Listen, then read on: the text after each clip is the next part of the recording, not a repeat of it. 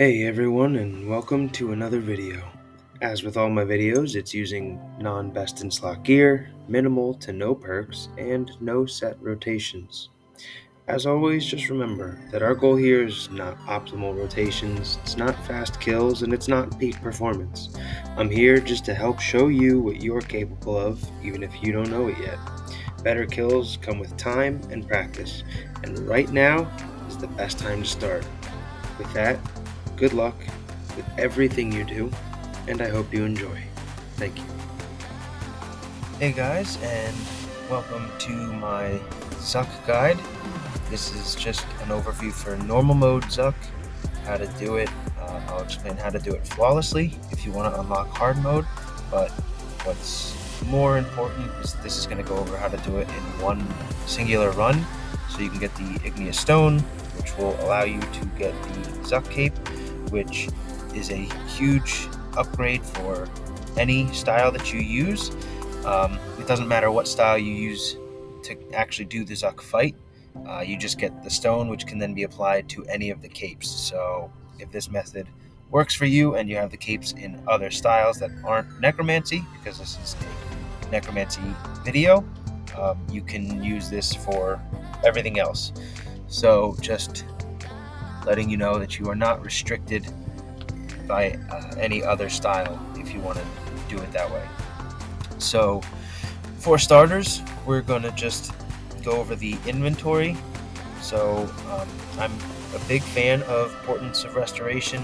They kind of make it so I don't need to think about eating in case my health gets low. I can focus on other things.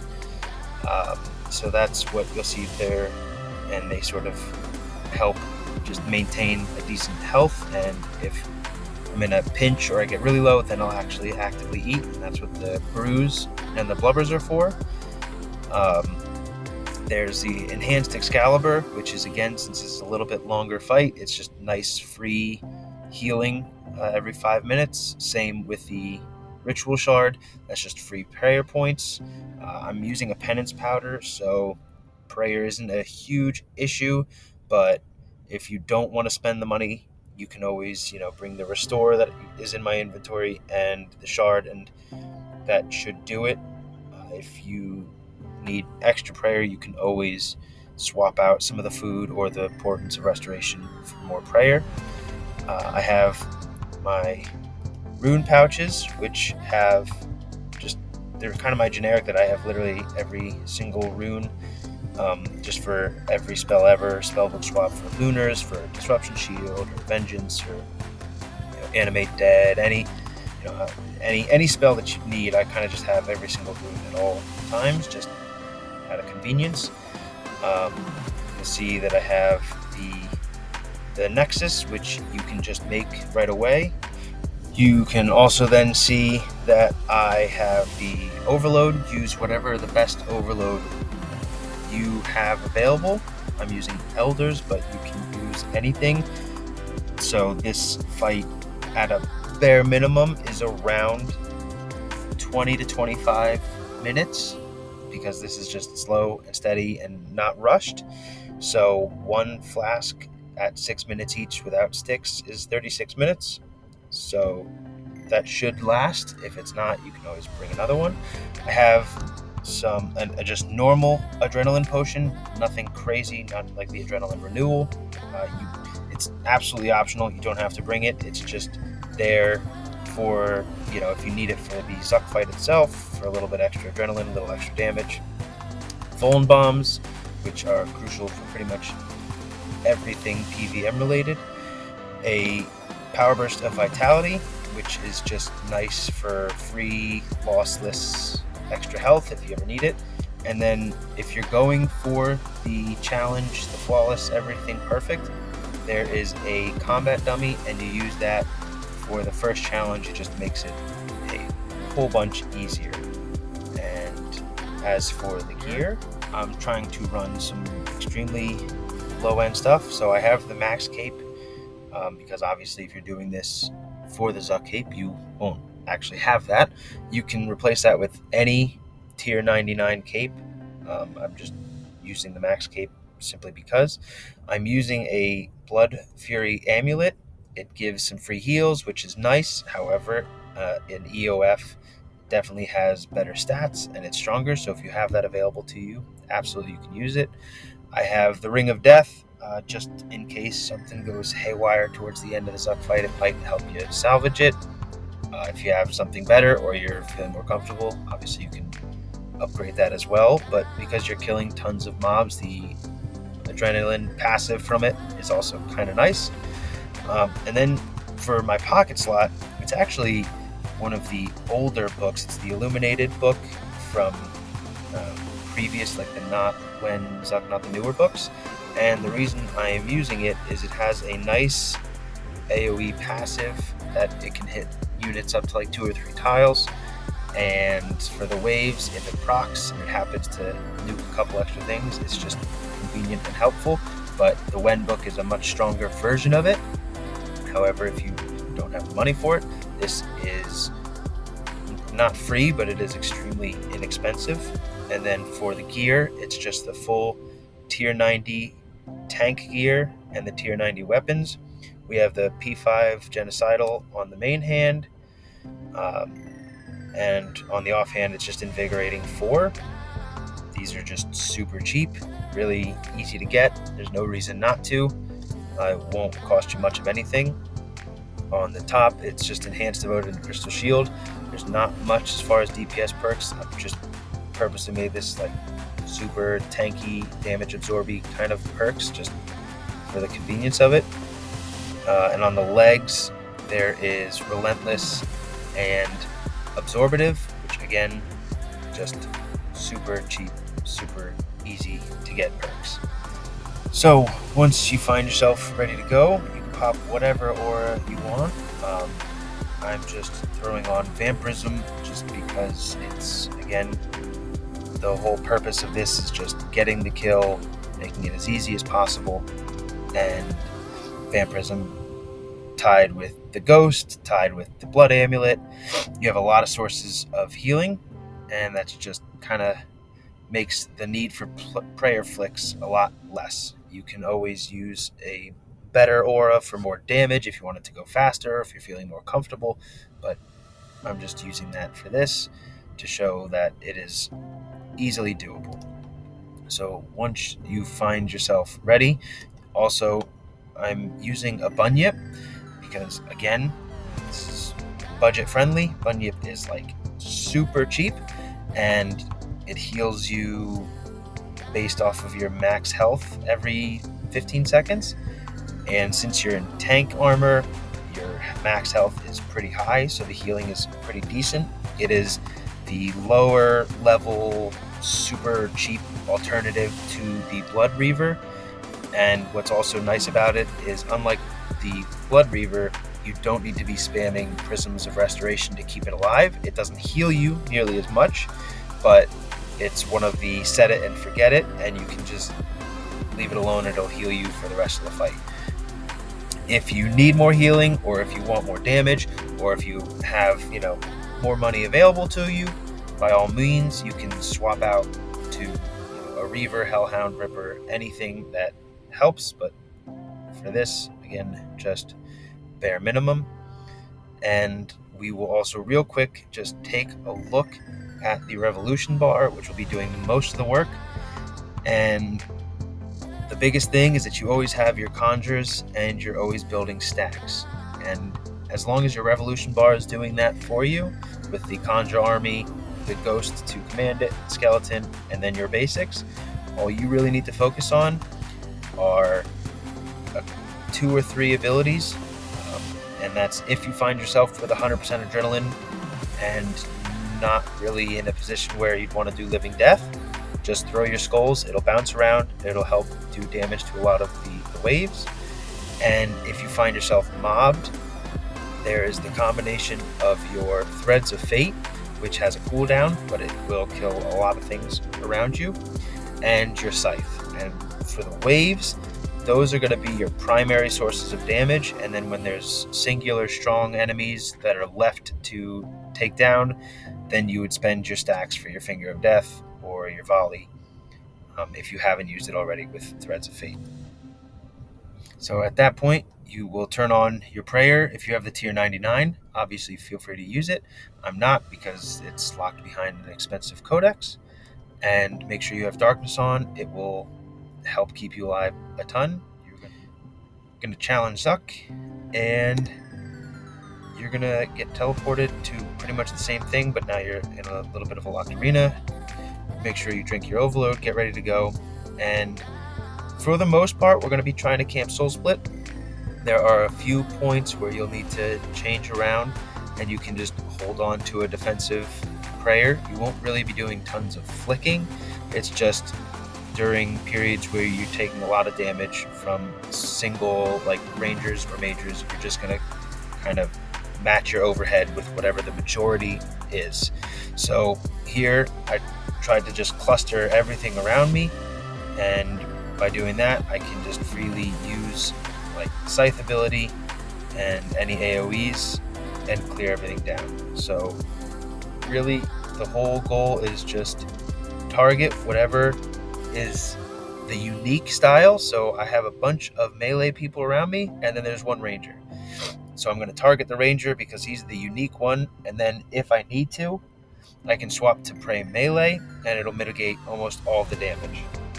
So right there in that instance, I used Threads of Fate, and I used it on the larger enemy, and then did a full volley.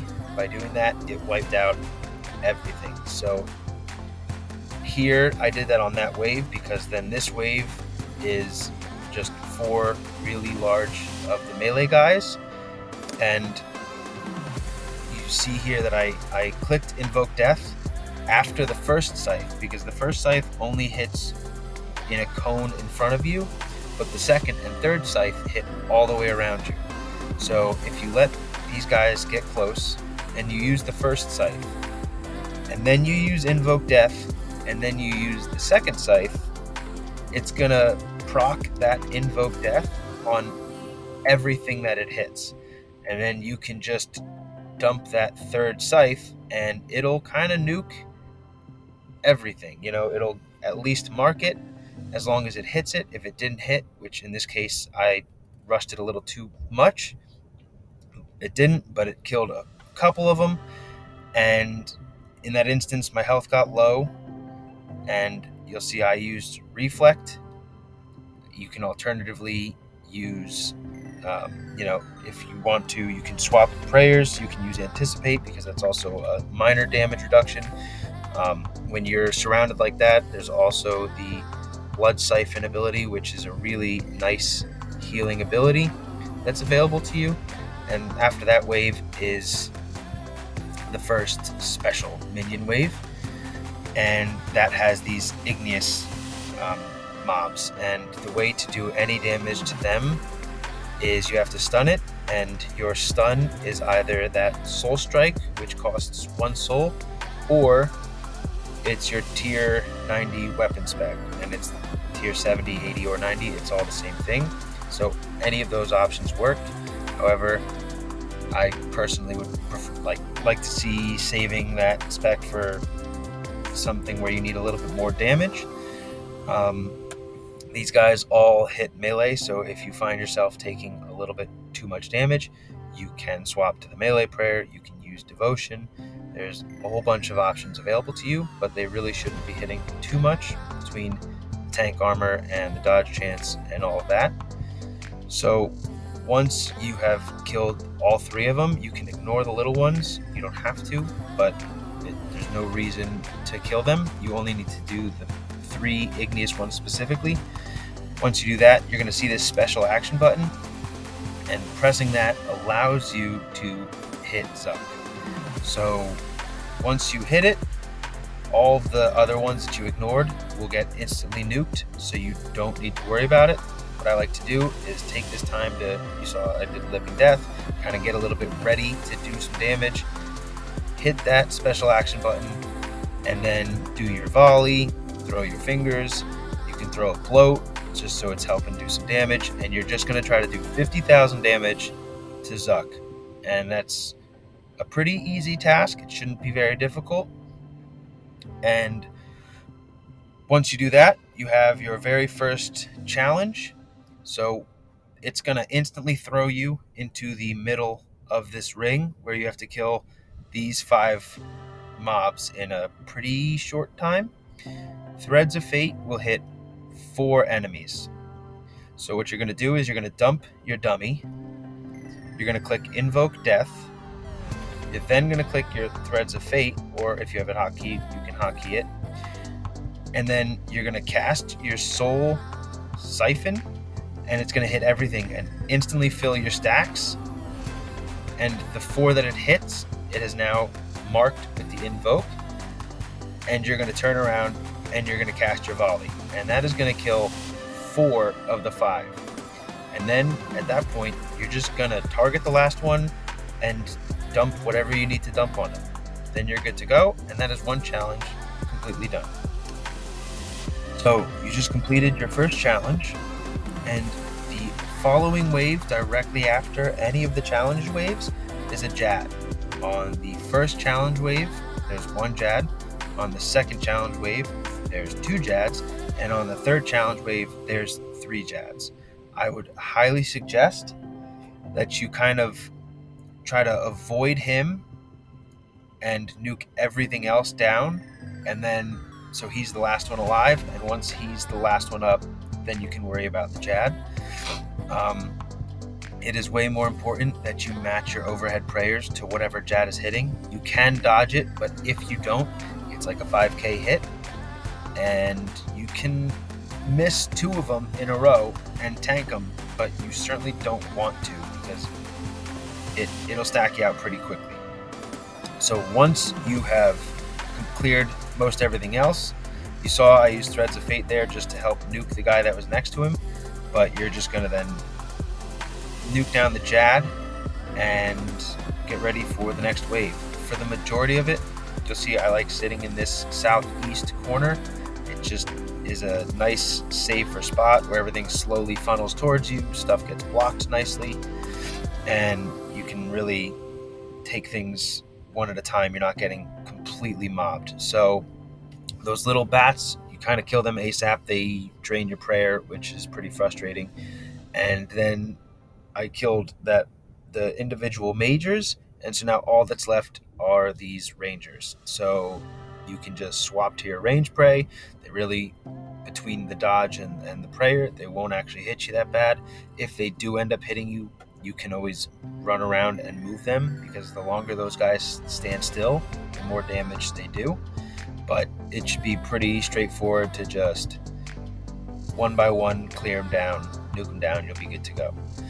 The only downside is, as you saw, I had to drink the Super Restore, because when you're not taking damage, you're not getting prayer back, and that's just, you can always swap to Soul Split instead to take a few hits on purpose just to bring that up.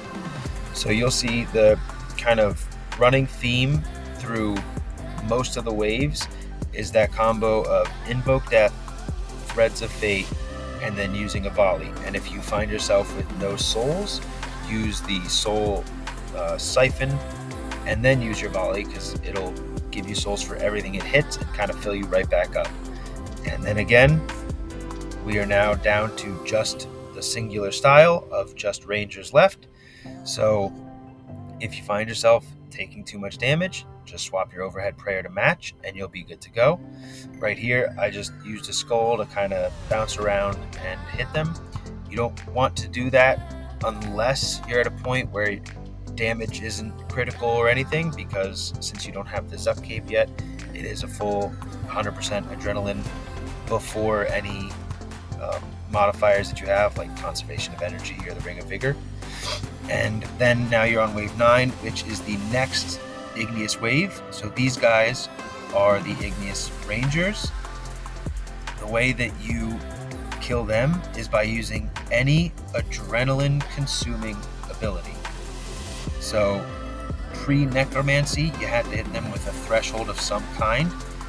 Necromancy thresholds are just anything that consumes adrenaline, and I found the easiest, most consistent way to guarantee that, which is super cheap, is if you just tap them with a bloat, that will count.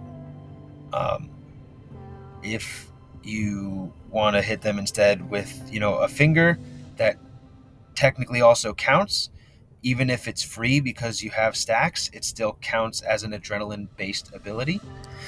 And then once you kill the 3 of them, same as before, you're going to kind of just build up, get ready to go, get your stacks, and just dump on Zuck.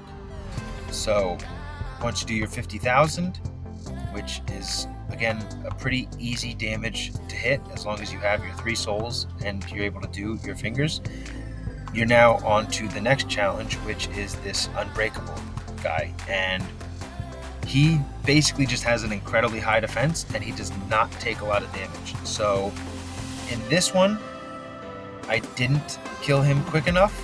I was off by, like 1 hit. And that's totally fine. It doesn't really do much to you. However, I'll show a clip real quick of actually getting that kill, just so you know. So after, if you just kind of build up and you do a full volley and 2 full fingers and your weapon spec, that will be enough to kill him. And even if it's not, use your Invoke Death, which I did not use, and it will finish him off. So in that instance, if I had Invoke on him, it would have finished the job for me, just so you know. And if you fail that, it won't count as a flawless run, so you won't unlock hard mode. However, that has nothing to do with the Igneous Stone, which is why I left that in here, just to show that even with messing up one of those waves, you're still going to be able to unlock your Zuck Cape. And that's more important at this stage of the game than unlocking hard mode. So now we're on to the third and final kind of section. You have the 2 Jads, and this section is the mage kind of portion of it. So the first few waves were the melee, the next few waves are the ranged, and these last few waves are the majors. So that's why you'll see for the majority of it, you kill whatever isn't that style, because everything else is. So in the first section, kill anything that isn't melee, because then you can camp melee prayers. Second, kill anything that isn't ranged. And the third, this one, kill anything that isn't mage. Then I'm going to nuke down these mages real quick before I move on to the last Jad, who's conveniently stuck behind that rock, which is again why I like hanging out south. And then you will notice that he can hit all 3 styles, but he'll only hit melee if you're close to him. Otherwise, he has that ground slam right there, which is the ranged hit. And if he stands up on his back legs and he kind of shoots a fireball at you, that is the mage hit. So just, pay attention to if he's on all 4s, it's ranged. If he's standing on his hind legs, paws, whatever you want to call them, it's mage. And then we're going back to that southeast corner where we're just hanging out. Don't stand on those fire pits. They will hit you pretty hard. And now we are just nuking the rangers, because those big guys, the scorpion-looking chimera dog things, are also mage hitters, and they can hit fairly hard. So you want to nuke the rangers. So again, through the underlying theme is stick with what's consistent. So if you're taking too much damage, you can swap to the mage prayer. Just gonna let this wave play out, and it's gonna be, again, nice and slow and steady. And you'll see I haven't touched any food at any point.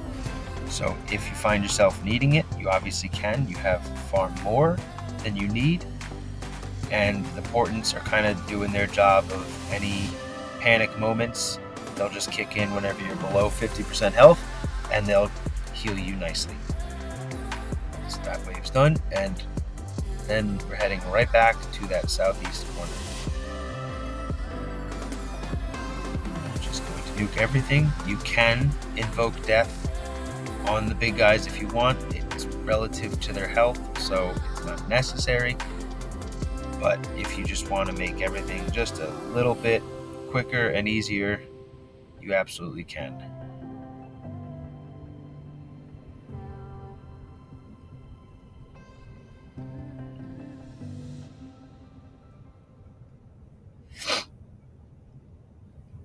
So I'm getting hit fairly decently. I saw I was taking multiple types of damage and I was getting hit a little low. So I just used Reflect, and that alone pretty much did the job of not letting me get, killed, get really low, and then just nuke that ranger, and you're good to go to move on to the last two mage guys.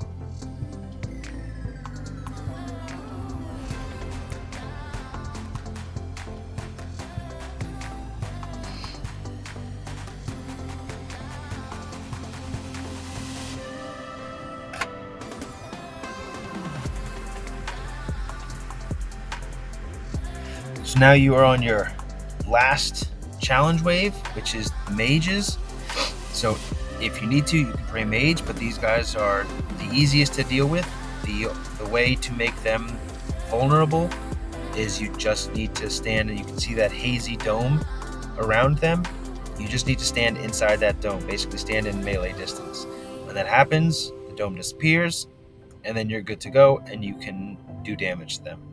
There's nothing ability-wise, there's nothing special you need to do to them. You just need to stand next to them and wait a few seconds till you see that the dome actually popped.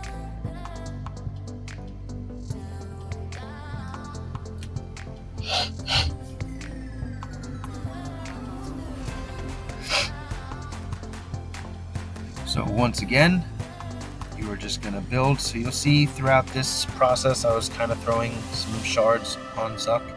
You don't have to if you don't want to. It is by no means required or necessary.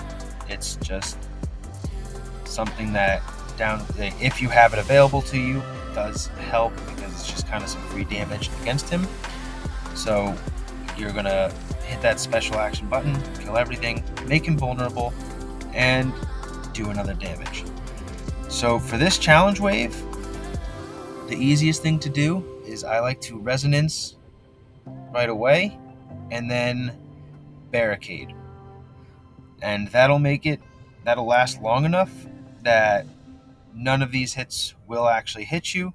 You'll be good to go, and that's all there is to it. Normally you'd need to match the overhead prayers with it, but it's just a lot easier to barricade, and then you're onto the Jad wave. Luckily with this wave, there's nothing else to deal with. It's just the 3 Jads.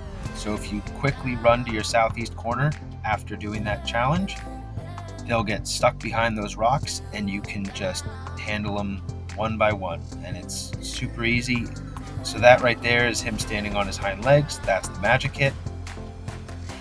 And as before, that stomping of his front paws right there is the ranged hit.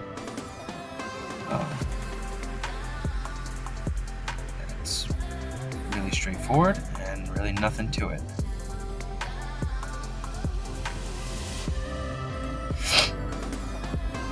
So I was camping Soul Split here in the hopes of getting hit, but I dodged the attacks and then he died, so I was trying to demonstrate kind of how much damage those hits would take. In the next clip, I actually do get hit a few times, and just so you can see kind of how much damage the Jad hits actually do. Once you kill those 3 Jads, you are on to Hurakan, who is a very easy fight. Really nothing can kill you. The only thing you're going to be dealing with on this fight is time. And if you kill him in one cycle, which is kind of pretty quick, then you're good to go. If you don't kill him right away, then he's going to dive down into the lava, which you will see in a second here. And you just need to run around for a little bit, kill the tentacles that spawn around the arena, because for every tentacle that spawns, his defense goes up and up, and the more there are, the less damage you do. So now you're just kind of hanging out, killing these things, and waiting for him to come back. Once he comes back, you just finish him, and then you're on to Zuck. So we're just going to let this play out. And if you see that, and you see those lava geysers all coming up, just surge away, run away, dive away. Just don't stand where you are. It doesn't hit super hard, but it is enough to be annoying. And there's really no need to take any extra damage.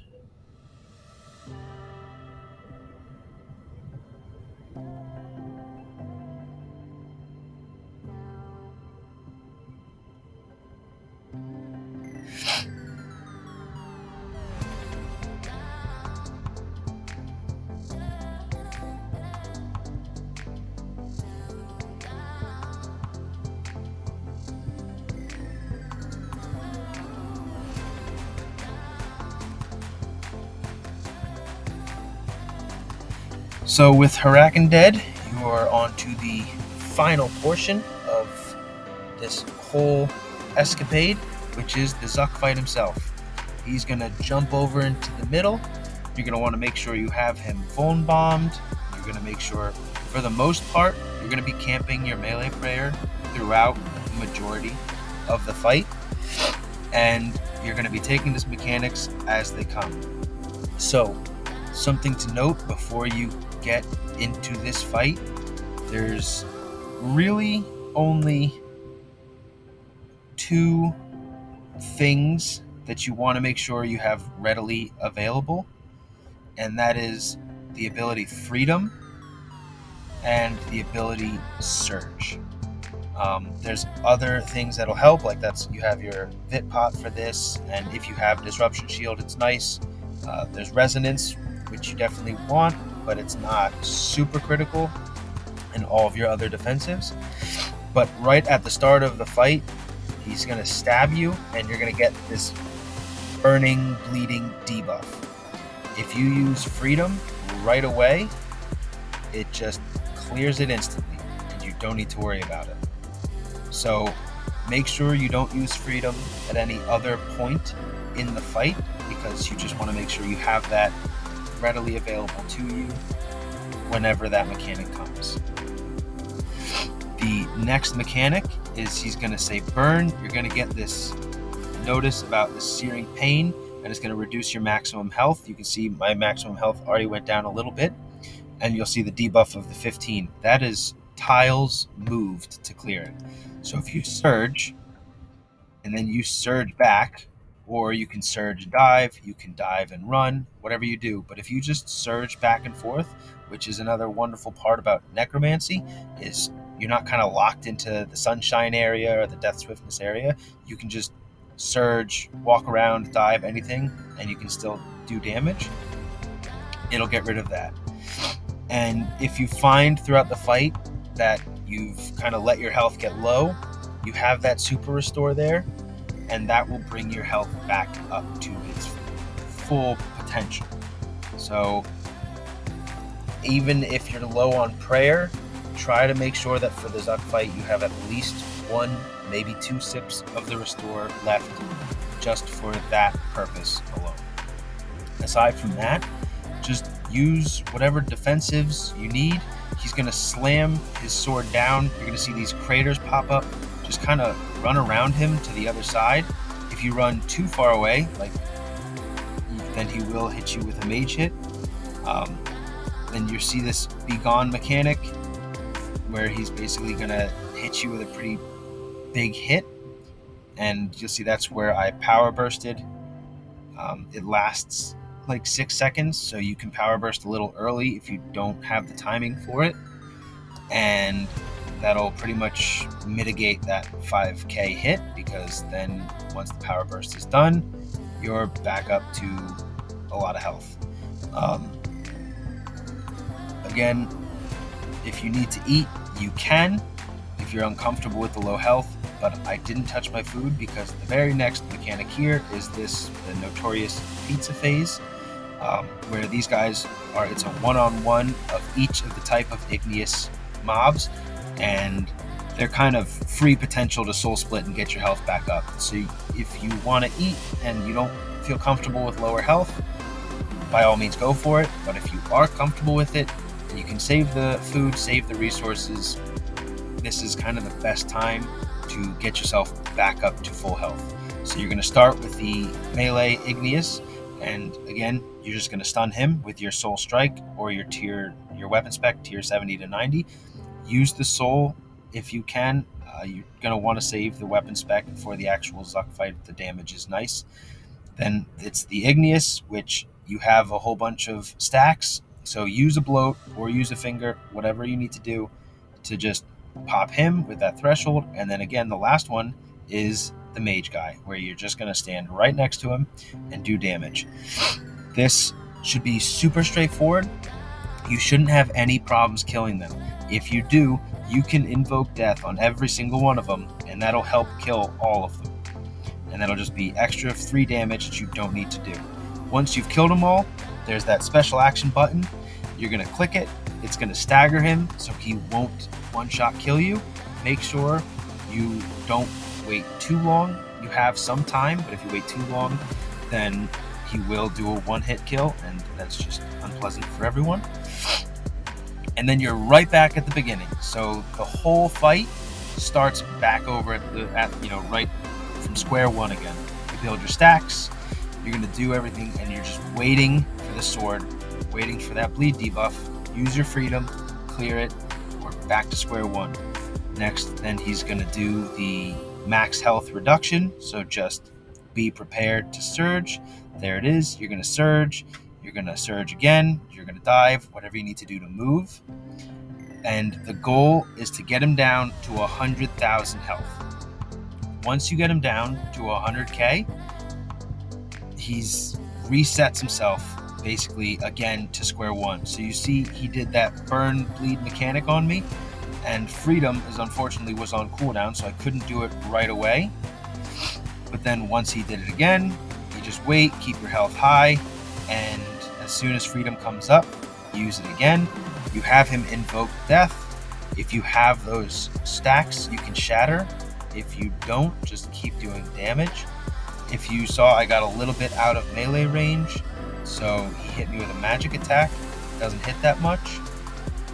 And as long as you're slow and steady, and again, I could be spam eating this whole time, but I didn't. But you absolutely can be if you need to. And that's it. That's the whole run. As long as you just camp melee prayer, keep an eye on your health, eat if you need to, but the ghost and the bunyip as a combo with the vampor and everything tied together, it does a really good job at keeping your health high. And with that said, really hope that helps. And then I'm gonna just play one more full Zuck kill. Feel free to watch it if you want. On that one, I do complete the second challenge, and I'm not using the Storm Shards and Shatter on Zuck for that kill. Otherwise, I hope you have fantastic luck with your Zuck kills, and I hope you can unlock that Igneous Stone. So, good luck, everybody.